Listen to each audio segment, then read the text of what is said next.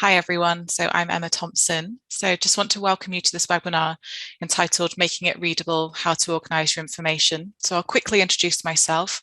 I currently work for Cochrane Central Executive Team as the Advocacy and Partnership Officer. And prior to this, I've done a range of roles in communications type work. And that involves writing for patients and the public, policymakers, clinicians, so kind of similar audiences to the people that you're trying to reach here. So I hope to share some of that with you. Eve, would you like to introduce yourself? Yeah, sure. Hi, everyone. My name is Eve Tomlinson. And as of July this year, I started working as a research associate in evidence synthesis at the University of Bristol. And prior to that, I was working in Cochrane for just over a couple of years as a network support fellow for the Cochrane Cancer Network. And in that role, I developed some experience with dissemination, mainly helping Cochrane review groups with producing infographics, blog shots, and that sort of thing. Thanks, Eve. To be hearing more from Eve later on, but I'll kick things off. So I'm just going to show an overview of what we aim to cover today. But in essence, we're talking about how the way that you organise information can influence how readable it is. So we're going to start with discussing some tips for how you structure content. And I'll share a strategy with you that's called layering, which can help you people to find the key messages first and then get more detail. Then Eve will take over and cover how you can make content easy to scan and read, and ultimately increase the chance that your audience will understand it, take messages on board. We'll also talk about these tips and how to apply them to different dissemination types, and share some examples which highlight positives, examples of this and other examples where we might improve their organisation and readability. Then we'll have some breakout rooms and you'll have the opportunity to discuss some further examples yourselves. And then we'll wrap up with some take-home messages and homework, of course. So I think the basic principle that underlies today's session is the fact that the way that you organise information can influence how people are able to understand and take the messages that they need from it. And I think this follows on quite nicely from the previous module on plain language. And I think, so you can get your plain language, and that's really important. But I think without having the structure and the organisation of the content, people aren't going to be able to read it anyway. So I think you could say it's as important as the content itself.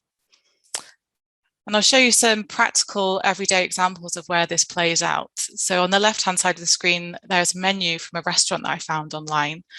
And I think you'll agree with me that I find it very overwhelming. It's a large block of text, well, lots of blocks of text.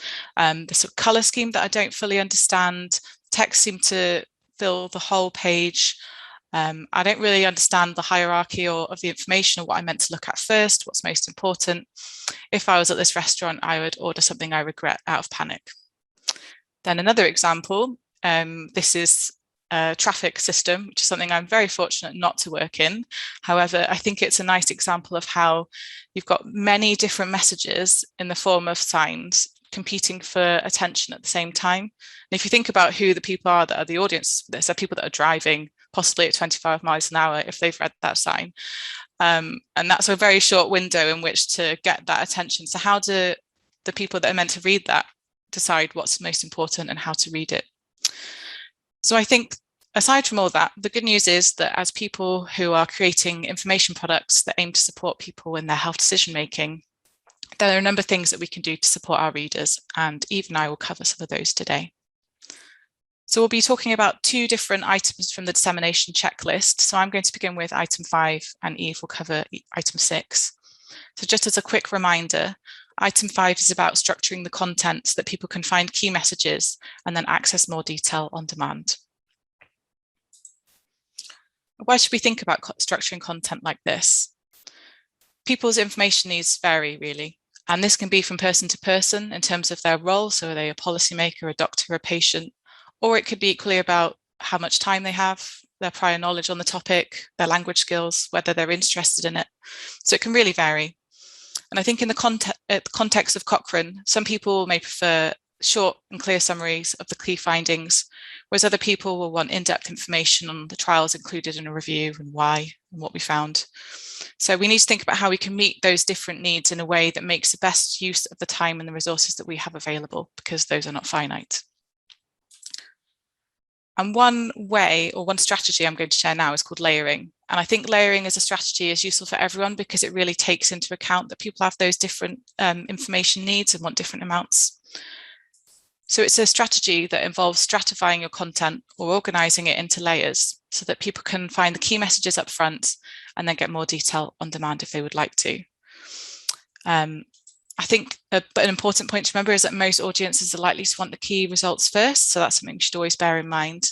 And when I think about layering, I think about it as the opposite, as if you were writing a mystery or a thriller novel where you're trying to, as a writer, you would be trying to give people pieces of information to keep their engagement and keep them interested. And then you would tell them kind of what happens at the end. Well, with this, we're doing the opposite. We're telling people exactly what happened, and then we're allowing them to get those pieces of information if they would like to. So here's a quick diagram which can help visualize what we mean by those different layers. So I'm going to go through these together, but you can see there's kind of the short layer, some detail, and a comprehensive layer. So we're going to begin with the short layer, which is actually the most important one. So this is the one I'll spend the most time on. It's most important because it's what people will read first, and it may be the only thing that people read. So with that in mind, we have to think about what we want our audiences to know if that's the only thing they're going to see about this particular review or dissemination product. So it needs to be short, and it needs to include your key messages. So if you're talking about a Cochrane review, that would be a brief description of the results for the most important outcomes and an indication of the certainty of evidence. Most audiences aren't likely to want details about methods in this layer. I think your top layer could be, for example, key messages. So here's an example from a Cochrane.org news item. So it's 3 bullet points that highlight key messages from a particular review. And then later on in the article, there'll be more information for people that want to find more about the methods and other things there. Something to flag now is that tweets can be quite difficult to do this in, and not impossible, but it could be quite difficult. So you may want to use tweets for something other than doing this. For example, promoting the fact that the review's been published. We'll talk a bit more about that later. So your next layer is your detailed, some detail in the middle. And that's for people that want to go beyond that top layer and want to get a bit more information on background or on the methods that were used. So an example of that could be something that I found here in a policy brief. So it's just a page that covers the main results of the review. So the first page gave the key messages, and then this one we're talking about specific studies that were included and more detailed about what they found in those. Then finally, your bottom layer in this context is going to be the Cochrane review. So that's where you get really comprehensive and for people that are really, really engaged in this topic and want to get more information. So now that we've talked about it in theory, let's think about it in practice. So there's a couple of different ways to layer, and I think many of you will be doing this one already. And that's just kind of the basic level, including a reference or a link to the full review so that people can get more detailed information. And like I said, when I've looked at lots of dissemination products in the previous couple of months preparing for this, this has been quite widespread, which is great. Some considerations for this though. The full Cochrane review is often not available for free, unlike the plain language summary or abstract. So you have to think about that depending on your audience. Are they likely to have access in other ways? Another point is that Cochrane reviews are not written for non-expert audiences. So think about that. Is that going to be helpful for them to get? And then finally, not everyone has reliable internet access or knows how to search for an academic reference. So that's really thinking about your audience again. So I'll show you some examples I found of this. And the first one, I think this video was shown in module 1. So it was a dissemination video created about a Cochrane review on behavioural activation therapy for depression. And you can see towards the end of the video that from this screenshot that there was a link and the reference included there. Another example is from a news item. So it had the news item, and then you can see here various links, including to the full review, but to other resources as well. So this is quite straightforward and quite standard and quite simple to do. So I think we should always make sure we're doing this as the bare minimum. But there's another option if you want to take it up a level, and that's preparing different layers of information ourselves. That could be layers within one product. So the most obvious example would be summary or key messages at the beginning and then offering more detail. Or you could try doing layers across a series of linked products. So that could be products on the same review that link to each other, depending on how much information persons like to want. I'll show some examples of both of these in a moment. But some considerations. The first being that people have different preferences about what the most important information is. We've talked just now about how people have different information needs, and that's kind of the same principle here. Another point is that with layering within a product and outside of products, repetition is going to be involved. So you have to think about how off-putting that could be to readers if you're constantly saying the same thing, but it may be important to do that. And if you do have to do that, just make sure you're being consistent in the information you're giving across those different layers. I think ways to kind of help resolve some of those issues is to work with your target audience and seek feedback. I think that's a generally useful thing to do anyway. That's also recommended in a different item of this checklist. So yeah, can help you there. So onto those examples, and I quite like this one. This is from a visual abstract, which is a very short form of dissemination, but you'll see at the top, they've put key message. So that's your top layer. And then there's more information later on, and then they do offer a link as well. So it shows that even in a very, very short form of dissemination, you can use layers as well. And then another one, this is from a policy brief. So it's more on the linked product side. So you have the first page here, which is just your key messages. And so if that's the only thing that the policymaker reads, then they've got all the information they need. Then you're giving them a more detailed summary in your layer 2. So that's going to be a number of pages that maybe go into grade and other things like that, implications. And then layer 3, which is your full Cochrane review. And then because I'm quite external facing person, I wanted to give you, in my role at Cochrane now, I wanted to give you an example of where this happens outside of Cochrane, because this is actually a really widespread used strategy for dissemination. So this report was a major report commissioned about the COVID-19 pandemic, and it was very hotly anticipated. And when it was published, it was 86 pages long. Not everyone read the whole thing. I did. It was a long time, but handily, it had key messages in the beginning. So you have layering within the product. And then if you look on the right-hand side of the screen, this was an executive summary that was 7 pages long as a separate product itself. And if you'd have read that, you probably would have got as much as you needed from the 86 pages and have several hours of your life back. They also created some other products as well on the website. So yeah, some multimedia content that were linked to products as well. So just to show you this, and that you'll probably now start to notice how many other organisations or people are using layering in their strategies. Now I'm going to hand over to Eve. Thanks, Emma. Let me just share my screen, and good effort on reading those 86 pages. So now I'm going to move on to speak to you about item 6 of the dissemination checklist, which asks, have you made the content easy for people to quickly scan and read? And in order to do this, it's useful to understand a bit more about how people actually read text-based information. And unfortunately, often the answer is not in as much detail as you might want them to, or not straight away. So instead, we tend to assess the relevancy and difficulty before committing time to reading. So the way you structure and format information can have a big impact on someone's first impression and their decision to read or listen any further.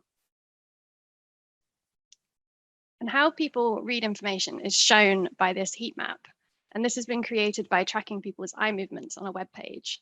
So you can see that the red bits are where people have fixed their gaze for a while, indicating reading rather than scanning. And you can see here that there's a bit of an F shape forming, which is the most common scanning pattern. People tend to read horizontally across the top of a page first, which is likely them reading the title. And then afterwards, they might read the first line or two of text on the page. And then for languages that are read left to right, people tend to move their eyes down the left-hand side of the page and read headings, or maybe the first line of a new paragraph, perhaps the first word of new lines of text. And some people may just skip the text completely and look at tables or figures. But knowing all of this should really have consequences for how you write. And it also shows the importance of putting thought into how you're presenting your information, as thoughtful formatting will support comprehension.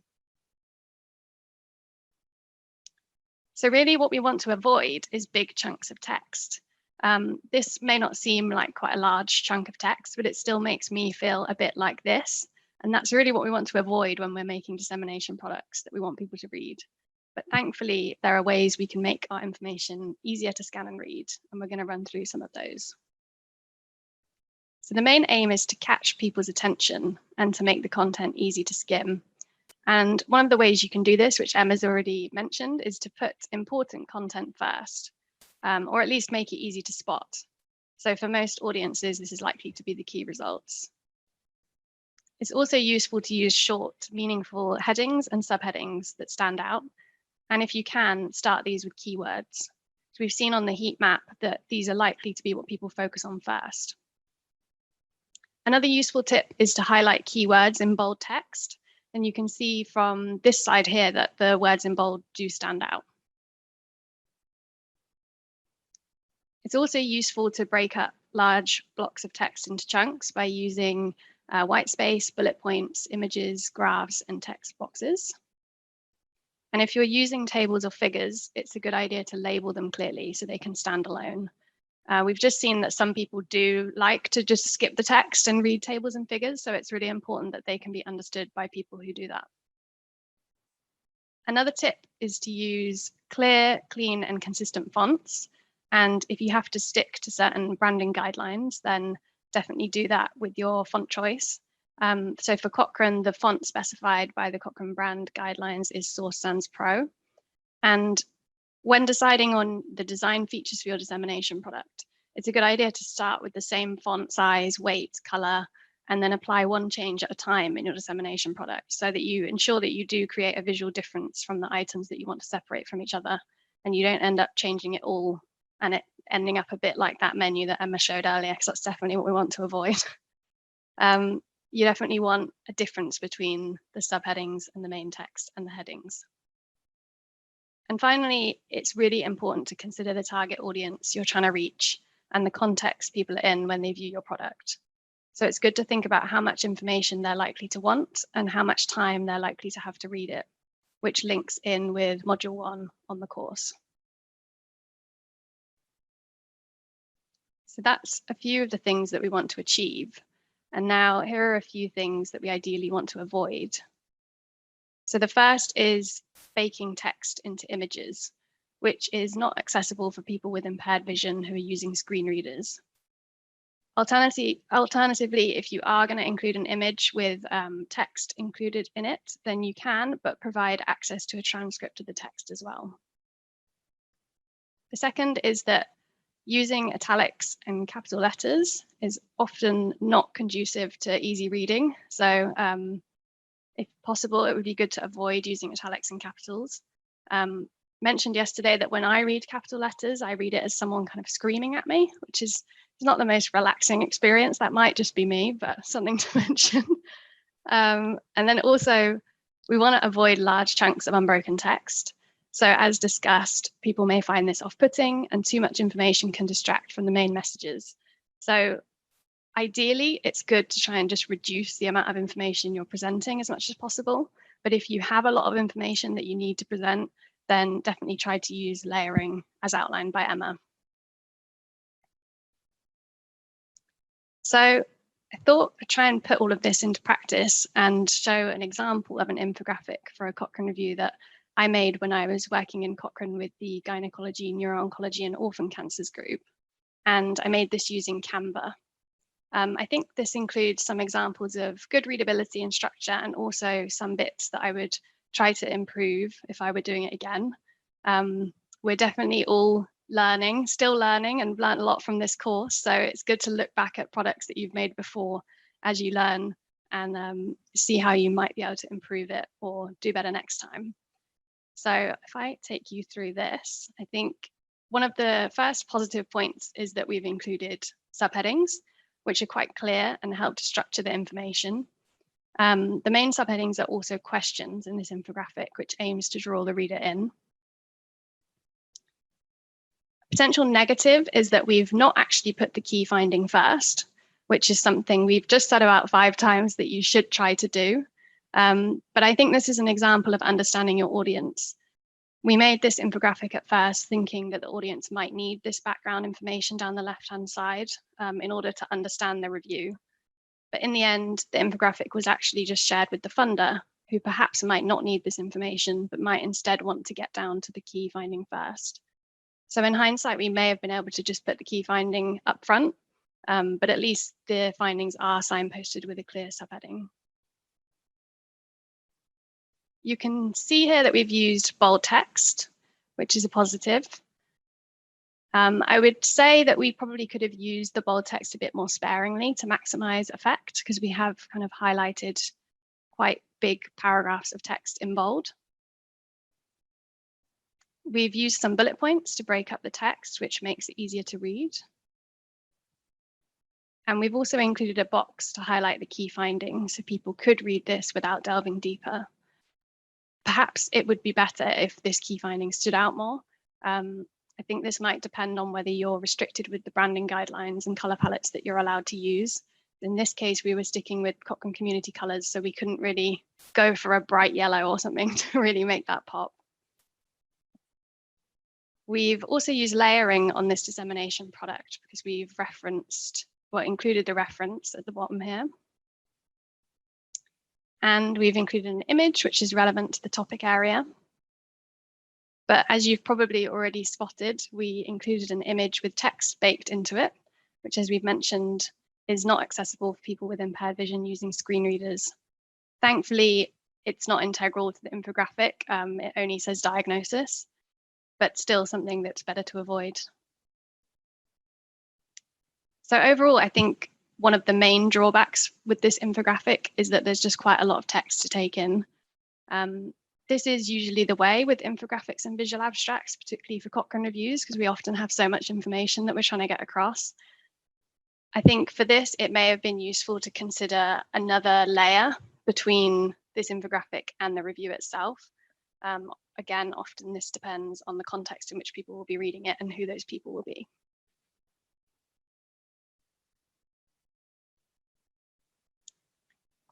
So here is another dissemination format, which is a newsletter, which I made using MailChimp. And I just wanted to show this as a different kind of dissemination product in case any of you are making newsletters. It shows how you can use subheadings, images, clean and consistent fonts, white space, and colored boxes to convey key messages. So in this case, I was trying to get people to attend a cancer network meeting. And I think or hope this is quite easy to scan and read.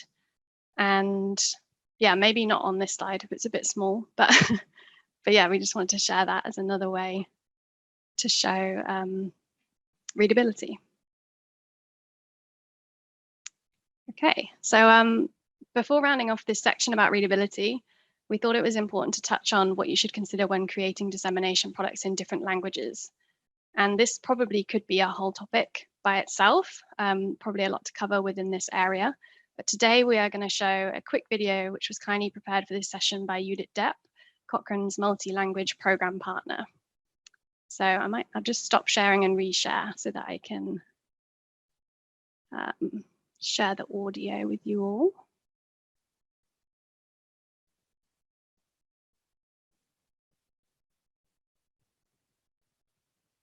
If this doesn't work, somebody shout. When creating dissemination products for global audiences in translation, it's important to take into account possible text expansion or even contraction, because in some languages it takes more space to say the same thing as in another language, which is the result of different sentence structures, grammar, or word length. For example, a translation from English into German can expand by as much as 35%. So if you're writing texts for translation, it's always a good idea to leave additional space. In case you plan to include videos or images in your dissemination products, it's also important to plan for those in a way that they are easily translatable. For example, when it comes to embedded texts or adding subtitles. Another aspect to think about here are colors and symbols, which can have a totally different meaning or even be offensive in a different cultural setting. It's therefore always a good idea to check with somebody from that region or language to see if they can look over your work and generally be aware of cultural sensitivities.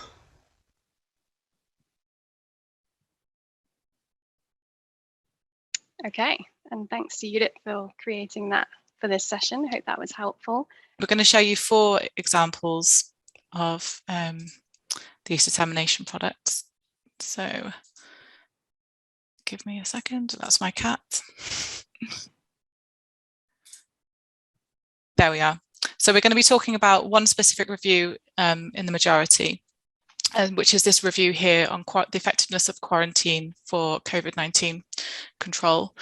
So we're going to share a news item, a tweet, a Facebook post about this one, and then we'll also share a policy brief, which is about a different Cochrane review, because unfortunately there wasn't one on this, but we thought it was important to share one anyway, so we've chosen a different one. We just thought it'd be interesting to show you how one review can be disseminated in different ways. So I'll move on to the first one, which is our news item. So this is, as you know, one of the longer forms of dissemination that we have available. So I'm just going to click on this link and then we'll go through it together. And I'll walk you through some of the key things that I've noticed about it. There you go. Give it a moment to load. Okay. So if you look at this one, you can see that it collates all the relevant information about this review, and we have lots of different information about it on one page. So there's quite a lot there, but it's broken up by different visual abstracts and other images, videos, and so on. We're also using layering because we've got a lot of links towards the bottom. There's also a bit of layering used in, sorry, just to scroll back up again. The results are highlighted in here. And while this is image into a text, which we've said something to avoid, that text actually comes directly from the article itself as well. So it wouldn't be that people that are visually impaired wouldn't be able to get that information as well, but just something to bear in mind. And then I'm going to move on to our next one. So this is our policy brief, which is on a different review. And this one is about digital interventions for promoting vaccine uptake. So I give it a moment. And a few things that I want to highlight about this one, I think, is the use of colours and white space. So you can see there that that's quite deliberately done to make it as clear as possible in terms of the fonts. We have headers and we're using different colours. We're using sparing amounts of bold text as well to make that things stand out. We're also using layering here because you have your key messages on the front page. And then later on in the following pages, you get more detail. So that's layering within the product. And then at the end as well, you get some references. So that's that one. Now we're going to move on to some social media examples. Yeah, so here we've got a tweet. And I could see from that poll, we've got some experienced tweeters among us. So you've probably got some good examples yourselves, and it'll be interesting to hear a bit more about that in the breakout rooms. But this is a tweet from Cochrane First Aid. And of course, in a tweet, you've got fewer words to use. You can use 280 characters. And this tweet manages to deal with that by using layering. In order to fit it all in, they don't deliver the key review findings in the tweet, but they draw readers in with the question, which is how effective is quarantine alone or in combination with other measures to control COVID-19? And if people want to know more, they're given the link to the full review, a podcast by the authors, and also a visual abstract. And then the visual abstract, as you can see, is included as an image, which, although the text is quite small, it's a good way to pique interest, and people are likely to see that as they're scrolling, and it might, draw their attention towards that post. They've also tagged the review group and included hashtags there, which stand out. And this is aimed at a broad audience, of course, on Twitter.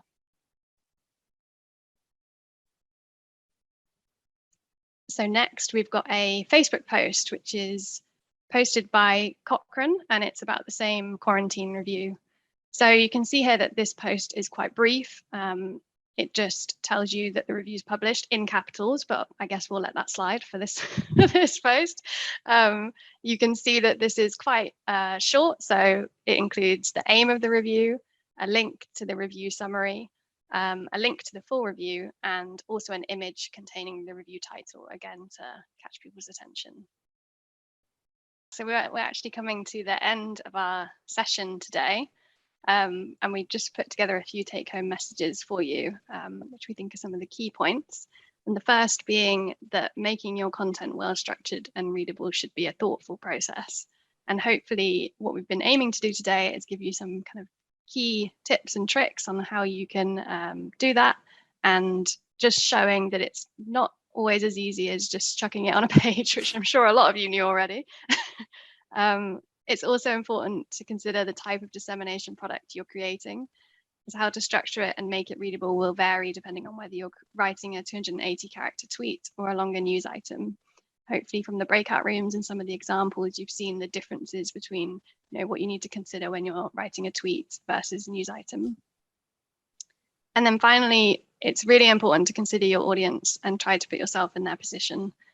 This is covered by module 1 in Dissemination Essentials training, and it's probably come up in every module since, but it's really important to consider what information is key and how much to include and how to increase readability for the specific audience that you're trying to target.